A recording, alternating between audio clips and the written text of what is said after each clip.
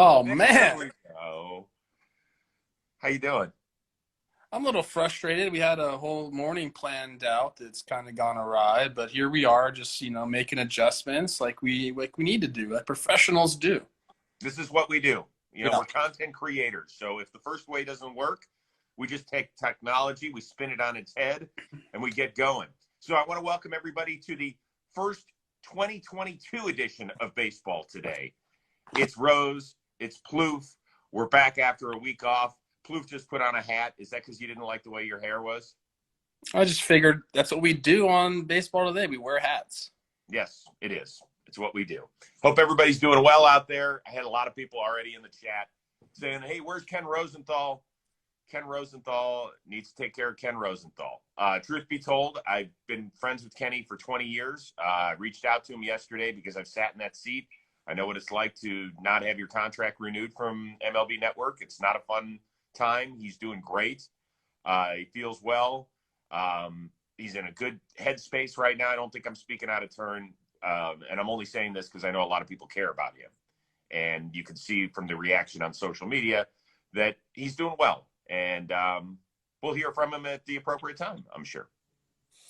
Yes, I mean it was cool to see how many people across, all specters of the sport. Is that even a word that I just made up right there? Maybe all platforms of baseball. Spectrum, the entire spectrum.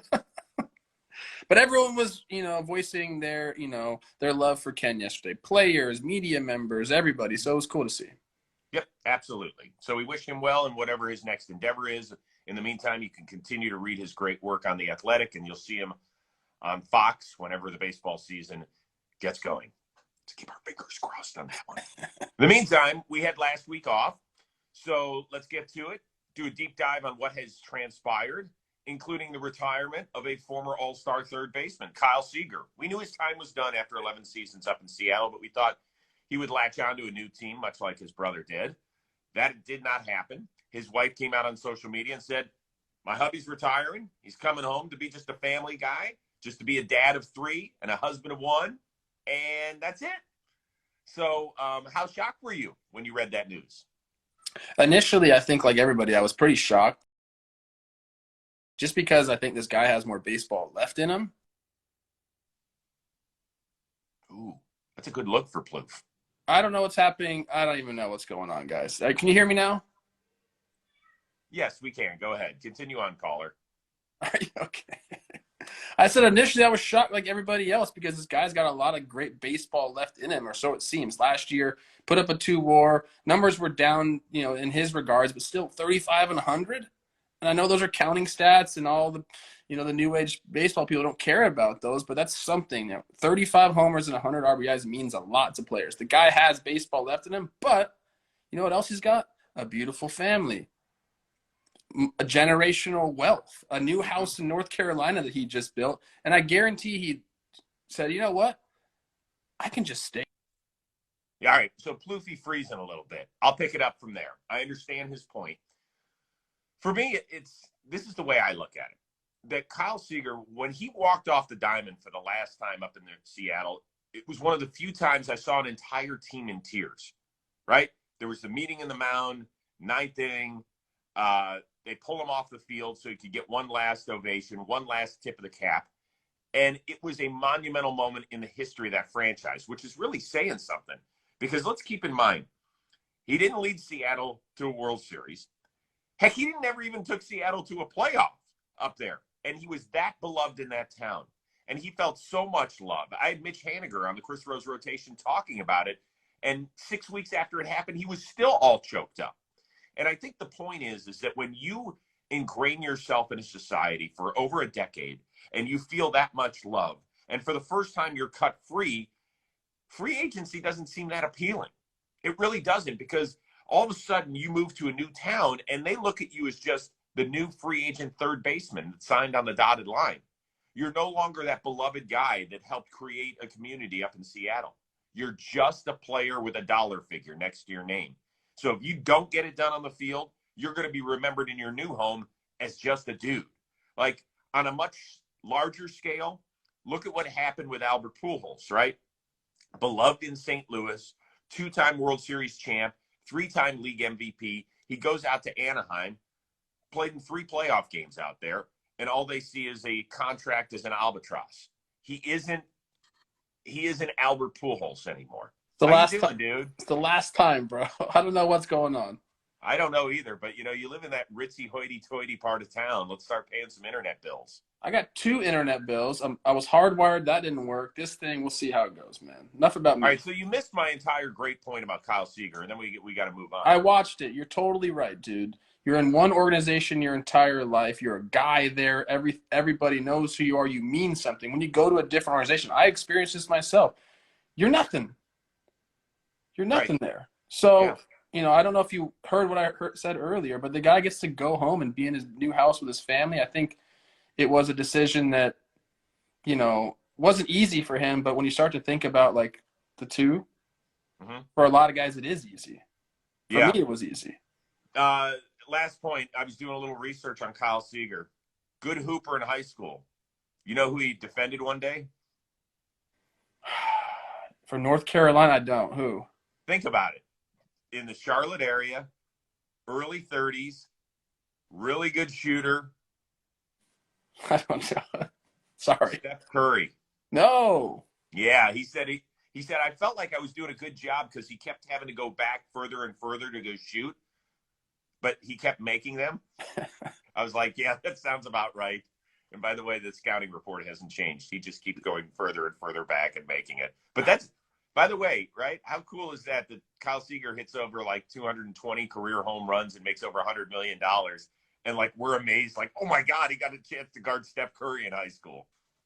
He's had a blessed life, man. That's 242 pretty good. homers, just so you know.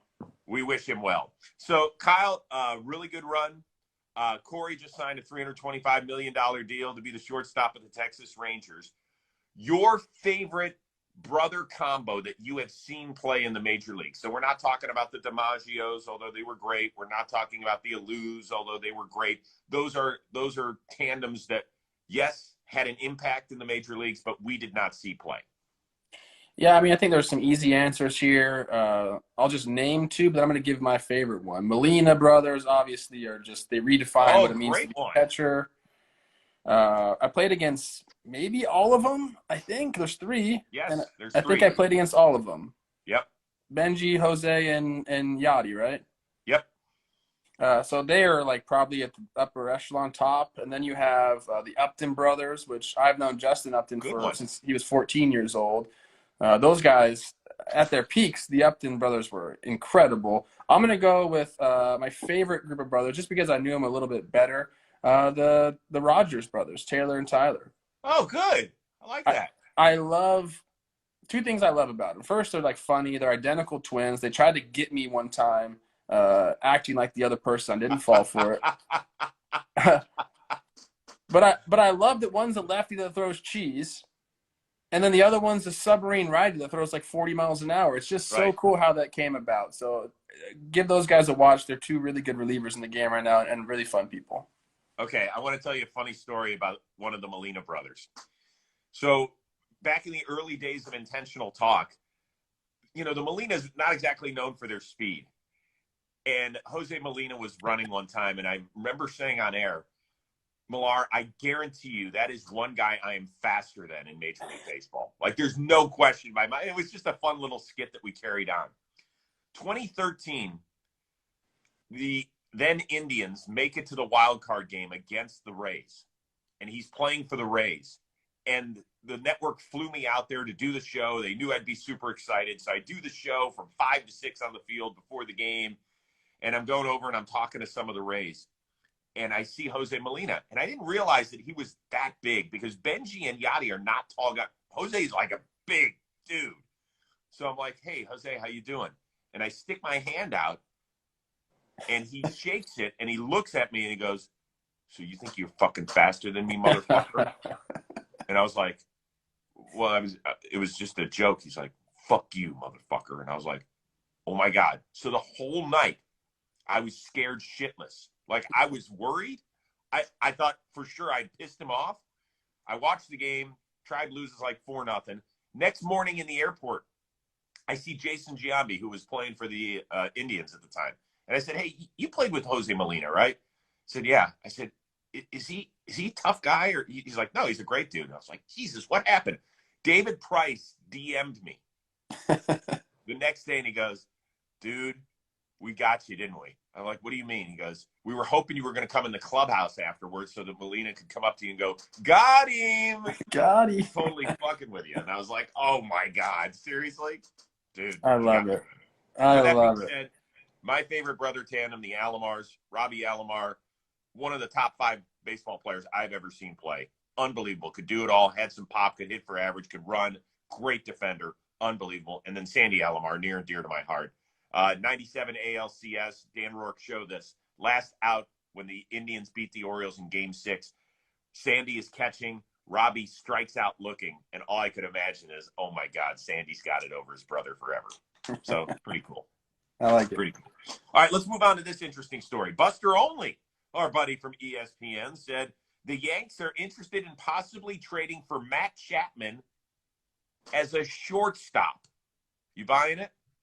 No, I'm not at all. Look, can Matt Chapman play shortstop? Of course he can. He can do anything that he wants on the baseball field. He's been a generational defensive third baseman with the A's. I mean, I got to see this in real time. He literally took my job. I said it from day one. What am I doing here? You are an incredible defensive player. The first time I took ground balls with the guy, I knew how good he was. That's saying something because I've taken ground balls with a lot of freaking people. As soon as I saw him take ground balls, I knew he was special. So can he go play shortstop? Of course he can. But why? Why would you change a guy's position? All right, your audio just dropped out. Plouffe, really? What is going on with you today? There you go. You're back. I don't know. All right, we lost about 10 seconds here. Go. There's so many different options for the Yankees out there. First of all, they have 2 guys in their organization that they can go, look to promote. Right. There's 2 free agents out there in Correa and Story. There's Kiner Falefa, who already made that transition from third to short. He can play both. First of all, getting Chapman's not going to be cheap. And then if you get him, you better extend him. There's so many weird things with this. So, yeah, I've said this on Talking Baseball. Right now, everyone's just sitting back, looking at their roster and thinking about ways to improve it. But, like, to think Matt Chapman's going to be playing shortstop for the Yankees is absolutely ridiculous. Do you think there's any way they're getting that out in the media to drive down the price on a potential free agent? Of course there's a way. Yes. It just doesn't make any sense. That makes 0 sense to me. I just went back and looked. He played 2 games at shortstop in college. He played less than 100 innings of shortstop in the minor leagues, and he's played fewer than 10 innings in the major leagues, because I'm sure whether guys got hurt or ejected and they had to move guys around or whatever. He's not a shortstop. It makes 0 sense.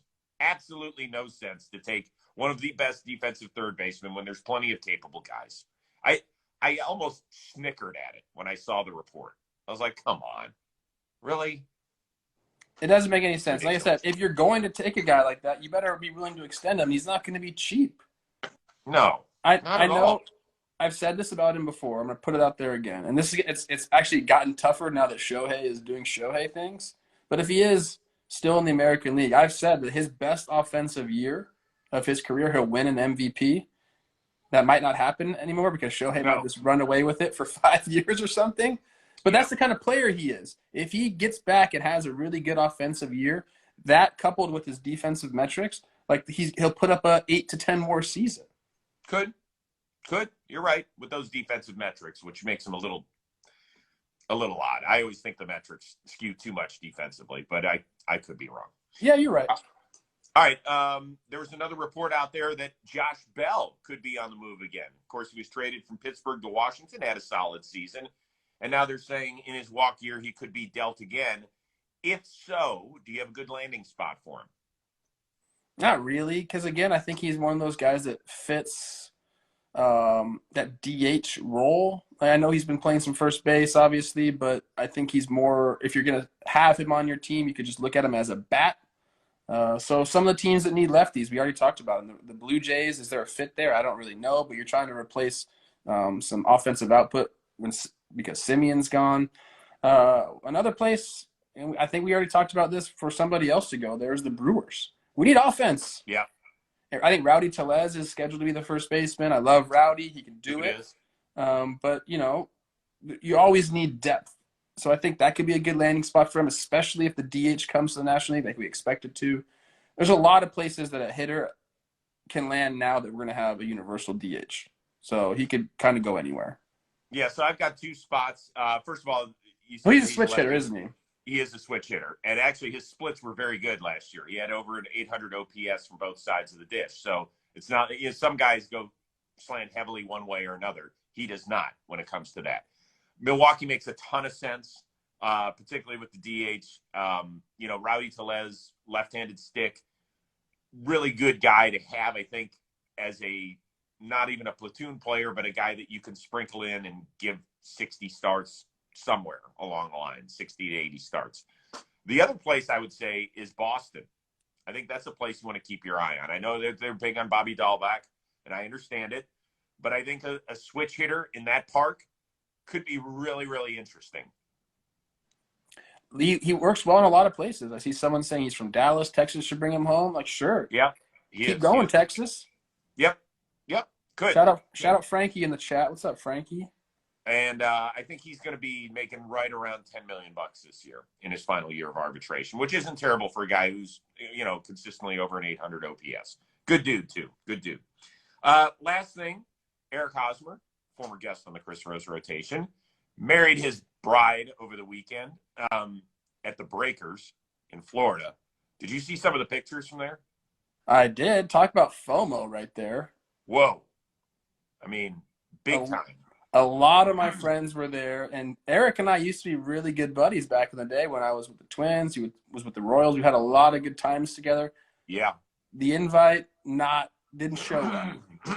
Are you a little hurt? I'm not. I'm kind of joking about that. I wish I could have gone because it looked extravagant, and it was basically a who's who in the baseball world. Yeah, it was.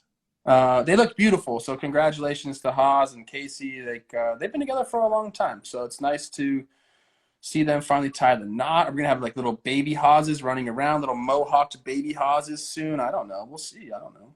Let's not put the pressure. Let him enjoy life a little bit. Let him enjoy life. Just start pumping them out. Let's go.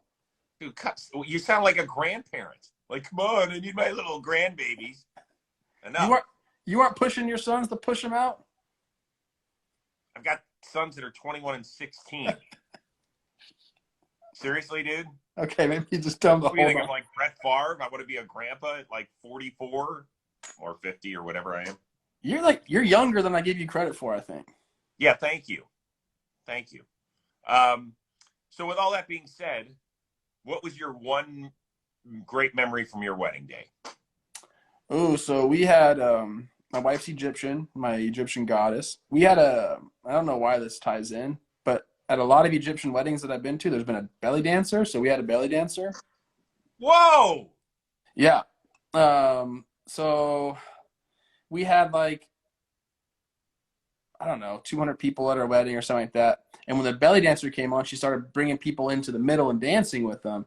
Every single guy, baseball guy, anyone that was there, left the room, dude, because they did not want to be brought into the middle of the circle. Everyone was so embarrassed.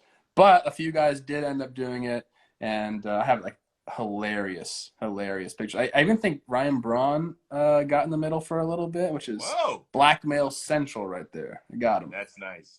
Very nice. Well, my beautiful bride, Michelle, and I will be celebrating 25 years coming up this September. So I do actually remember something from the wedding. Two things. The rehearsal dinner. My dad was a big-time business guy from Ohio. And, the groom's parents paid for the rehearsal dinner. And he did not like where we had the rehearsal dinner. And I won't give a shout-out to this particular hotel, but he was not pleased. And at the beginning of his speech, he said, I really wish that I had enough money to buy this hotel so that I could fire everybody. I was like, geez, Dad, do it before they poison the food. Please, right? Great. Number two, it was hot as hell. We got married the first weekend in September, and it was hot as hell where we were getting married. It was like 102 every day, and I was like, oh, my God, I'm going to be melting in my tuxedo because I'm the biggest sweater ever. Somehow the weather broke. It was like low 70s at the time we said I do. Perfect, beautiful waterfall background, and it was sensational. So, and Michelle's hated 98% of the days since then. But other than that, it was, yeah, that's true, 97. You know, Michelle is a goddess, so it wouldn't surprise me if she just did the weather. She's like She this. might have. She might have just done this, sprinkled it with beautiful, right? Yeah. All right, what do you have coming up on JOMBOY Media as we wrap this thing up? I don't know, man. No more sequence episodes for a while. We're still figuring all that out. We recorded Talking Baseball yesterday, kind of, bringing in the new year. We had some topics to talk about. We'll do another episode tomorrow. And then it's just you and I and Jimmy and Jake. We'll be doing our thing. Some big news coming out of JOMBOY Media soon, within the next week or so. Whoa. Yeah. Okay, I can't wait to hear it. It's not Kenny Rosenthal. Not yet. Okay. Yes. What about you? Rose rotation. Last week we had the Union episode with Giolito, Marcus Semien, Zach Britton. If you haven't watched it, go inform yourself. It kind of takes us inside the mindset of the players as they're trying to get this thing done. So that was really good. And then we just had the Hall of Fame with Howard Bryant, Ken Davidoff, and Jeff Passan. They all joined us, and they were great. They just kind of let loose. We covered everything: A-Rod, Bonds, Schilling, Andrew Jones, a little bit of everything. It's well worth your while, because later on this month we will find out if anybody's going to get enshrined or if they'll pitch a shutout like they did a season ago. And then I'm hopefully recording one today. I don't want to give out the name just yet because we touched base late last week, and now I've been trying to nail down the time, and we haven't exactly figured that out. So keeping my fingers crossed there. Okay? I will say, I'm a busy man. I don't have time to listen to all of our shows and stuff like that. So No, don't. We put out a lot of content. I listened in entirety to the Jeff, Ken, and Howard show about the Hall of Fame. I don't even care about the Hall of Fame. It was an excellent class on how to have a discussion. Like, you were great there, and just like the differing opinions, but then everyone kind of talking it up. Are you going to lead our next presidential debate? Like, we need you, Chris. Yeah, probably not. Probably not. I know I've got to stay in my lane. I was more than happy to be the fourth smartest person on that rotation. Those guys, it was pretty cool. They were great. And, I didn't even need to do much. They just kind of took it from topic to topic. And to me, the most interesting part of it was they sometimes agreed on the stance, but how they got to their final opinion was different. And that's what I loved. Jeff did take over like hosting duties from you for a while, which I don't love. It's very passive of him to do that, but it worked out. Totally. I don't. As long as the guys are having a good time and people who are listening and watching are getting what they want out of it, good. I was happy to just bow out and just be like this. Go for it, guys. It's cool. Dude, people love you. I'm reading the chat. You're like The Rock. Like, everyone likes you. I'm the dad. People perfectly fine. You got to know your role. Listen, I know that. By the way, it's been interesting. The article that came out in the Athletic. Some people are like, "Well, he's still not over the breakup from MLB." I'm totally over the breakup. What I wasn't over is that I knew my relationships were going to change with some of my dear friends, and they have. That's what hurt.